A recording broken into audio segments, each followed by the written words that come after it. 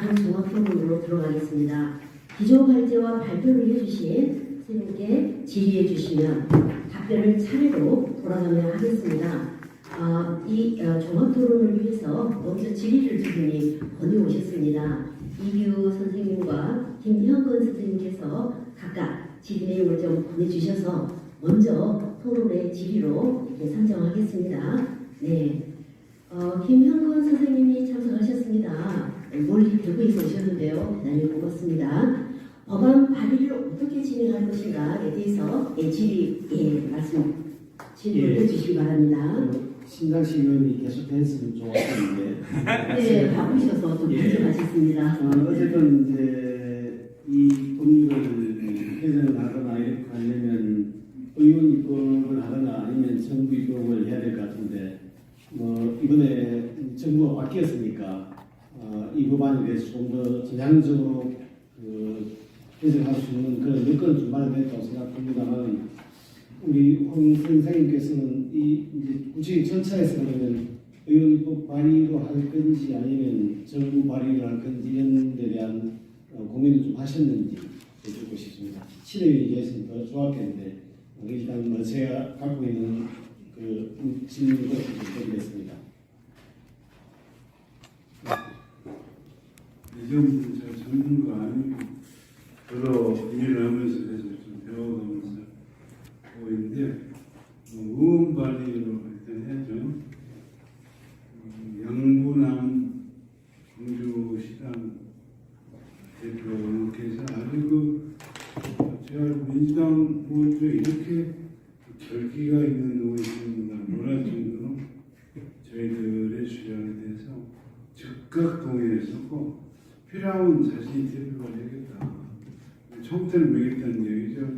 굉장히 고문을 받았습니다.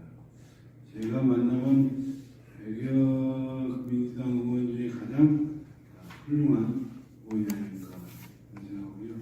그래서 일단은 오늘 토론이 끝나면 광주에 내려가서 영문학 의원과 다시 만나뵙고 오늘 토론의 내용을 좀 보고 드리고 이후 진행에 대해서도 좀 영분학 의원의 의견을 들으면서 진행할까 합니다. 네, 답변 감사합니다. 더불어민주당 양분학 의원께서 발의에 대해서 적극적으로 말씀을 주셨습니다. 그 말씀 다시 한번 한강호 작가께서 말씀 주셨습니다. 또 다른 한 분이 질의사를 먼저 보내오셨어요. 이규 선생님이 와 계십니다. 선생님 질의 부탁드립니다. 안녕하세요. 봉고성 부의사를 맡고 있는 이규입니다.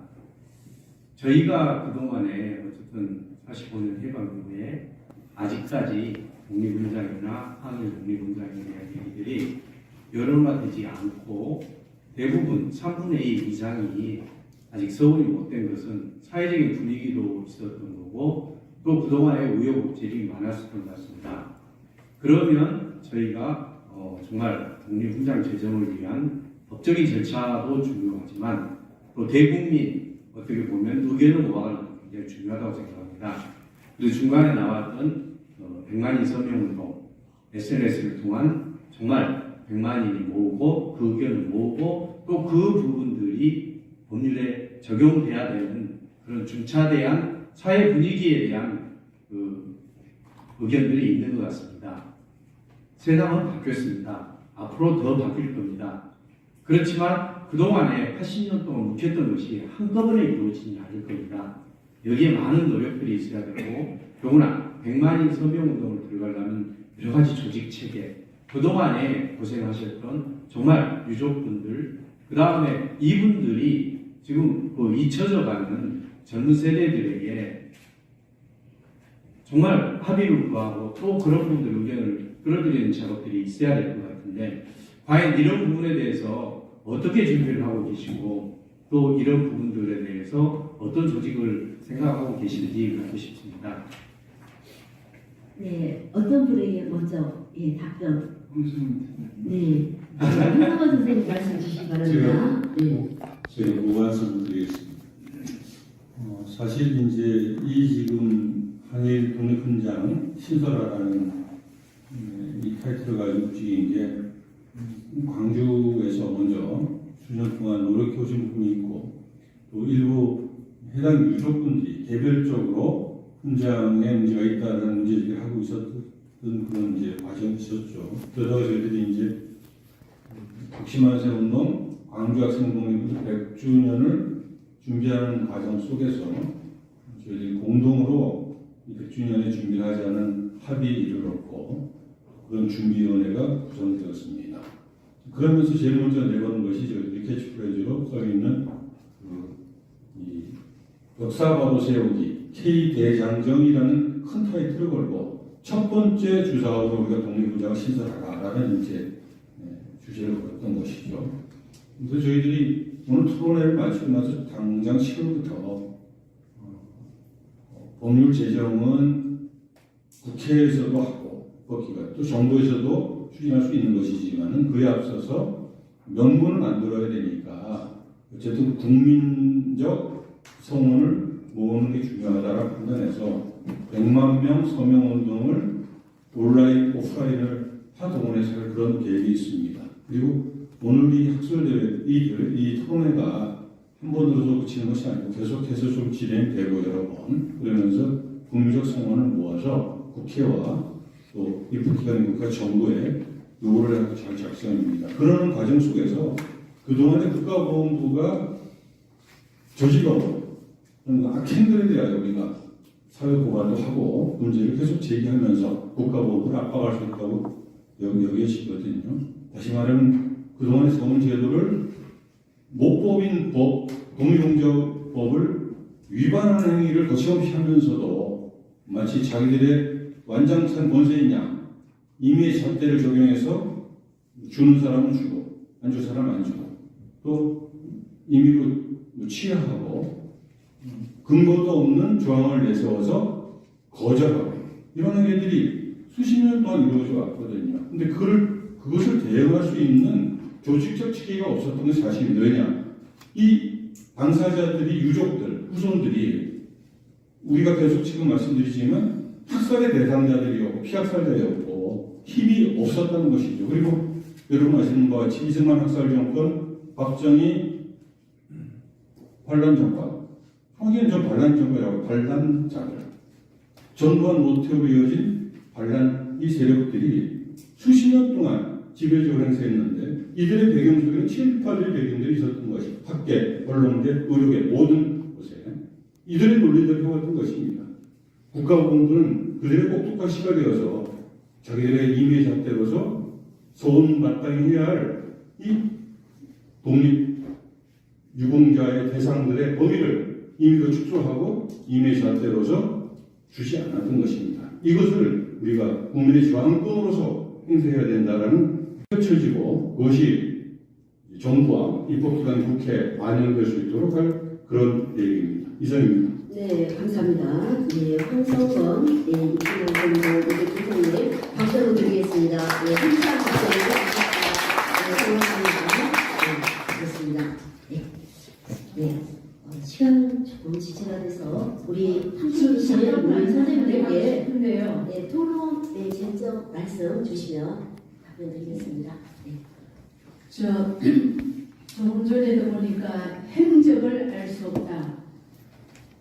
이제 예를 들면은 저희 아버지께서 일제강점 뒤에 5개월 동안 이제 학교에 계셨는데 그 당시 학교에 계시면서 어떤 행위를 했는지 알 수가 없어서 소원을 못 해준다는 결론이 났는데 저희들이 저희 아버지의 행적을 알 수가 없잖아요. 그 행적은 보훈부 자체에서 알아내가지고 결정을 내야 되는 거 아닐까 싶습니다. 감사합니다. 당연합니다. 저 이번에 그 새로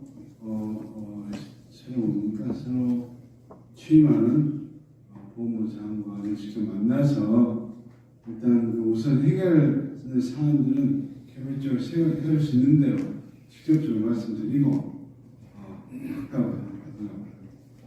그 장관을 누가 만나? 저희들이 만나야 되죠. 자, 같이 만날 수 있고요. 먼저 만날 수 있는 창구를 좀 만들어 보라. 네, 네, 저쪽에 우리 또 선생님 말씀 주십시오. 예, 저 정철수 변호사입니다. 저는 독립유공자, 그러니까 아버지는 신장식 변호사 의원님이 말씀하셨던 그 북한에 있는 애국 열사에는 지금 외할아버지 계세요. 그 규은 윤기석 선생이라고 임시정부에서 의정원 의장까지 하셨던 독립운동가신데 6.25 때 납북되셔가지고 북한에서 돌아가시는 바람에 거기 계시는데, 그리고 저는 광복회 고문 변호사를 한 12년 동안 했고요. 그리고 지금 현재 변호사하고 또 한국입법학회 회장을 역임했습니다.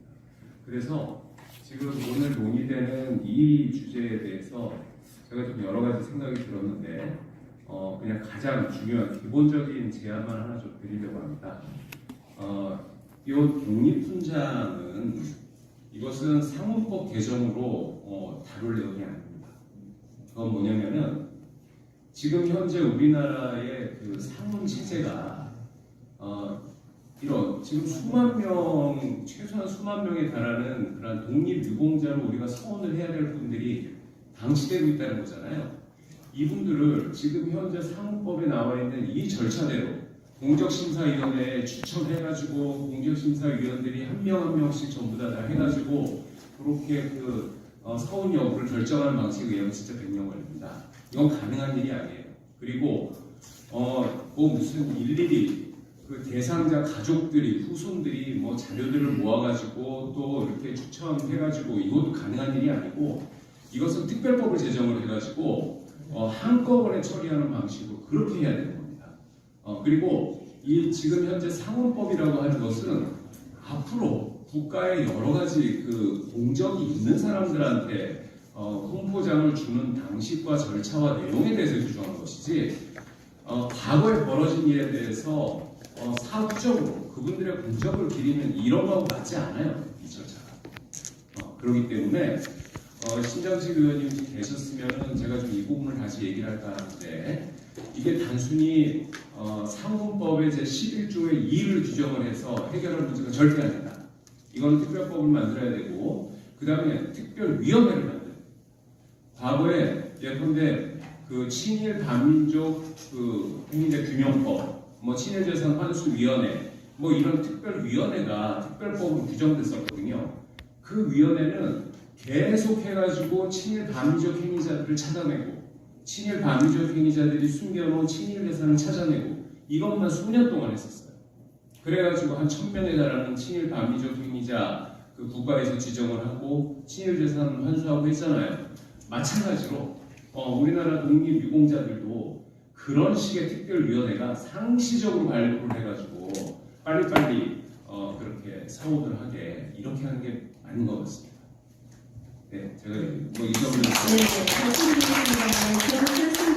네, 아주 중요한 말씀해 주셨습니다. 특별법을 제정하여 한꺼번에 처리해야 되고 특별위원회를 구성해야 된다라는 말씀을 해주셨습니다. 답변 고맙습니다. 네.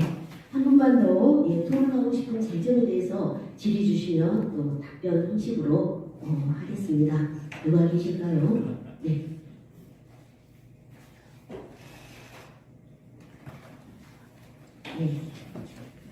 네, 우리 선생님 계시네요. 저는 그냥 공부해보자 이 자리에 왔고요. 친일 재산들 환수했다고 말씀을 하셨는데 그 이후에 재판 과정을 통해가지고 다시 돌려받지 않았어요? 거의 없어요. 거의 없는데 거물 친일파 이해승이라는 자가 있는데 그 이해승의 손자가 국가를 상대로 제기한 그 행정소송 하나만 승소했습니다. 그런데 건수로 따지면은 그거는 한 1%도 안 되는 적은 비율인데 0.몇 %지만 그렇게 해가지고 다시 국가가 되돌려주는 그 재산의 규모는 전체 환수 대상 재산의 30%에 해당합니다. 그러니까 거물 친일파는 빠져나갔어요. 뭐 여기에 대해서도 제가 되게 하고 싶은 얘기가 많은데 대한민국의 친일파들은 현존합니다. 네. 그리고 대단히 강력하게 영향력을 행사하고 있습니다. 네, 고맙습니다. 정철승 변호사님께서 우리에게 좋은 말씀으로 답변 주셨습니다. 감사합니다. 네, 지금까지 항일 독립훈장 제정을 위한 국회 토론회를 2시간 넘게 진행했습니다. 뜻깊은 시간 함께해 주신 여러분들께 진심으로 고맙습니다. 오늘 주제 발표와 종합토론 질의응답을 해주며 수고하신 네 분 발제자님께 특별히 박수 한번 크게 드리겠습니다. 네, 고맙습니다. 이것으로 오늘 뜻깊은 행사를 모두 마치겠습니다.